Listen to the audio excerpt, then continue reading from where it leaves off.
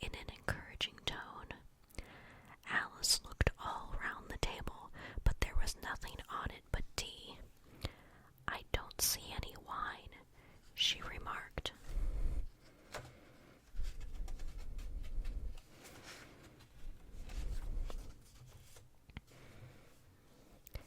"There isn't any," said the March Hare. "Then it wasn't very civil of you to offer it," said Alice angrily. "It wasn't very civil of you to sit down without being invited," said the March Hare. "I didn't know it was your table," said Alice. "It's laid for a great many more than the 3. "Your hair wants cutting," said the Hatter. He had been looking at Alice for some time with great curiosity, and this was his first speech. "You should learn not to make personal remarks," Alice said with some severity. "It's very rude." The Hatter opened his eyes very wide on hearing this, but all he said was, "Why is a raven like a writing desk?" "Come, we shall have some fun now," thought Alice. "I'm glad they've begun asking riddles. I believe I can guess that," she added aloud. "Do you mean that you think you can find out the answer to it?" said the March Hare. "Exactly so," said Alice. "Then you should say what you mean," the March Hare went on. "I do," Alice hastily replied. At least I mean what I say. That's the same thing, you know."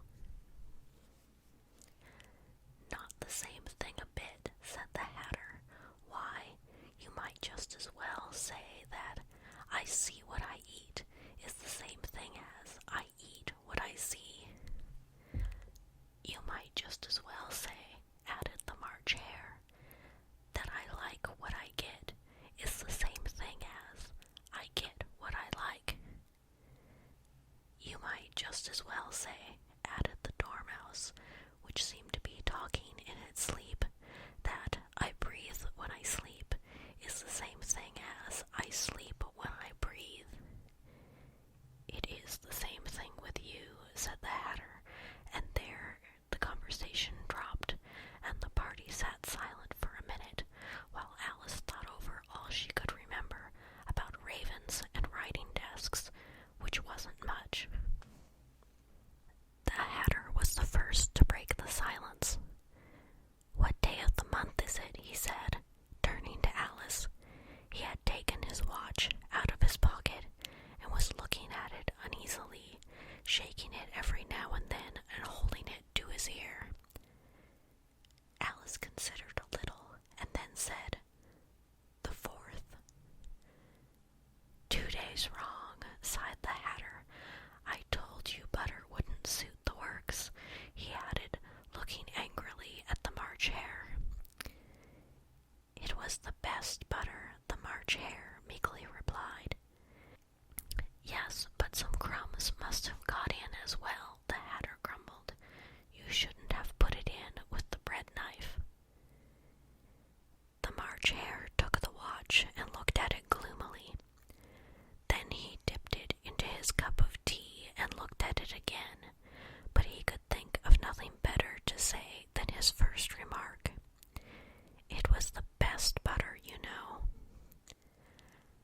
Alice had been looking over his shoulder with some curiosity. "What a funny watch," she remarked.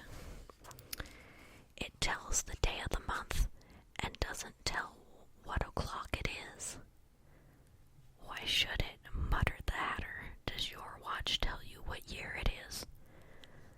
"Of course not," Alice replied very readily, "but that's because it stays the same year for such a long time together." "Which is just the case with mine," said the Hatter. Alice felt dreadfully puzzled. The Hatter's remark seemed to her to have no sort of meaning in it, and yet it was certainly English. "I don't quite understand you," she said as politely as she could. "The Dormouse is asleep again," said the Hatter, and he poured a little hot tea upon its nose.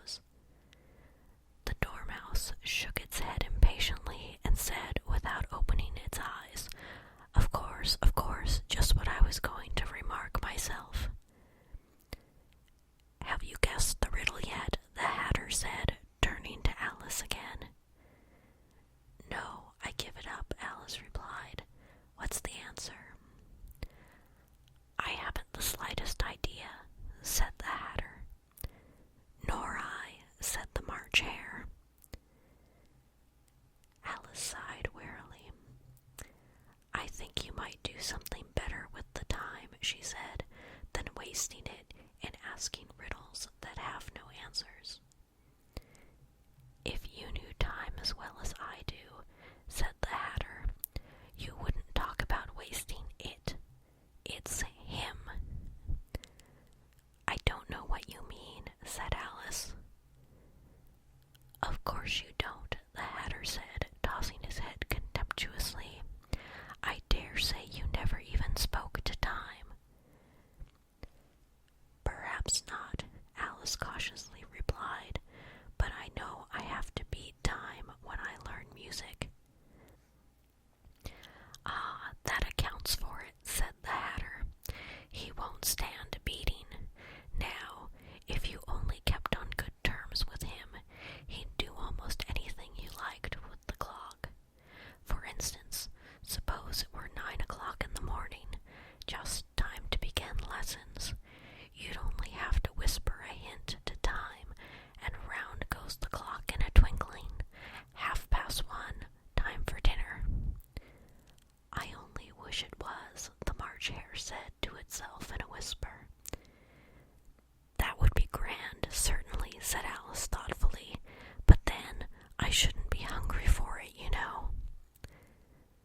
"Not at first, perhaps," said the Hatter, "but you could keep it to 1:30 as long as you liked." "Is that the way you manage?" Alice asked. The Hatter shook his head mournfully. "Not I," he replied. "We quarreled last March, just before he went mad, you know," pointing with his teaspoon at the March Hare. "It was at the great concert given by the Queen of Hearts, and I had to sing, 'Twinkle, twinkle, little bat, how I wonder what you're at.' You know the song, perhaps?" "I've heard something like it," said Alice. "It goes on, you know," the Hatter continued, "in this way. Up above the world you fly, like a tea tray in the sky. Twinkle, twinkle." Here the Dormouse shook itself and began singing in its sleep, "Twinkle, twinkle, twinkle, twinkle," and went on so long that they had to pinch it to make it stop. "Well, I'd hardly finished the first verse," said the Hatter, when the Queen bawled out, "He's murdering the time, off with his head." "How dreadfully savage!" exclaimed Alice.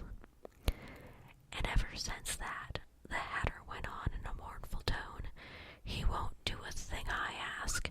It's always 6 o'clock now." A bright idea came into Alice's head. "Is that the reason so many tea things are put out here?" she asked. "Yes, that's it," said the Hatter with a sigh. "It's always tea time, and we've no time to wash the things between whiles." "Then you keep moving round, I suppose," said Alice. "Exactly so," said the Hatter, "as the things get used up." "But what happens when you come to the beginning again?" Alice ventured to ask. "Suppose we change the subject," the March Hare interrupted, yawning. "I'm getting tired of this. I vote the young lady tells us a story."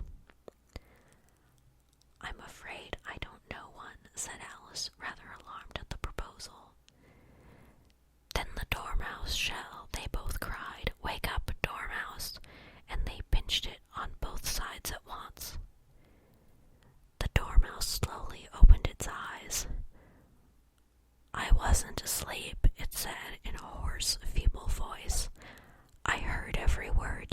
Dormouse were saying. "Tell us a story," said the March Hare. "Yes, please do," pleaded Alice. "And be quick about it," added the Hatter, "or you'll be asleep again before it's done."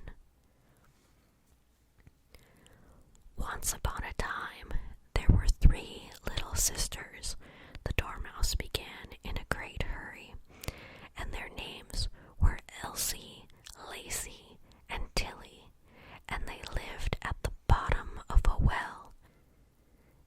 "What did they live on?" said Alice, who always took a great interest in questions of eating and drinking. "They lived on treacle," said the Dormouse, after thinking a minute or two. "They couldn't have done that, you know," Alice gently remarked. "They'd have been ill." "So they were," said the Dormouse, "very ill." Alice tried to fancy to herself what such an extraordinary way of living would be like, but it puzzled her too much, so she went on. "But why did they live at the bottom of a well?" "Take some more tea," the March Hare said to Alice very earnestly. "I've had nothing yet," Alice replied in an offended tone, "so I can't take more." "You mean you can't take less," said the Hatter. "It's very easy to take more than nothing." "Nobody asked your opinion," said Alice. "Who's making personal remarks now?" the Hatter asked triumphantly. Alice did not quite know what to say to this, so she helped herself to some tea and bread and butter, and then turned to the Dormouse and repeated her question. Why did they live at the bottom of a well? The Dormouse again took a minute or two to think about it, and then said, "It was a treacle well." "There's no such thing," Alice was beginning very angrily, but the Hatter and the March Hare went, "Shh, shh," and the Dormouse sulkily remarked, "If you can't be civil, you'd better finish the story for yourself." "No, please go on," Alice said very humbly. "I won't interrupt you again. I dare say there may be one." "One indeed," said the Dormouse indignantly. However, he consented to go on. "And so these 3 little sisters, they were learning to draw, you know." "What did they draw?" said Alice, quite forgetting her promise. "Treacle," said the Dormouse, without considering it all this time. "I want a clean cup," interrupted the Hatter. "Let's all move one place on." He moved on as he spoke, and the Dormouse followed him. The March Hare moved into the Dormouse's place, and Alice rather unwillingly took the place of the March Hare. The Hatter was the only one who got any advantage from the change, and Alice was a good deal worse off than before, as the March Hare had just upset the milk jug into his plate. Alice did not wish to offend the Dormouse again, so she began very cautiously. "But I don't understand. Where did they draw the treacle from?" "You can draw water out of a water well," said the Hatter, "so I should think you could draw treacle out of a treacle well." Stupid." "But they were in the well," Alice said to the Dormouse, not choosing to notice this last remark. "Of course they were," said the Dormouse. "Well in." This answer so confused poor Alice that she let the Dormouse go on for some time without interrupting it. "They were learning to draw," the Dormouse went on, yawning and rubbing its eyes, for it was getting very sleepy. "And they drew all manner of things, everything that begins with an M." "Why with an M?" said Alice. "Why not?" said the March Hare. Alice was silent. The Dormouse Alice had closed its eyes by this time and was going off into a doze, but on being pinched by the Hatter, it woke up again with a little shriek and went on. That begins with an M, such as mousetraps, and the moon, and memory, and muchness. You know you say things are much of a muchness. Did you ever see such a thing as a drawing of a muchness? Really, now you ask me, said Alice, very much confused. I don't think.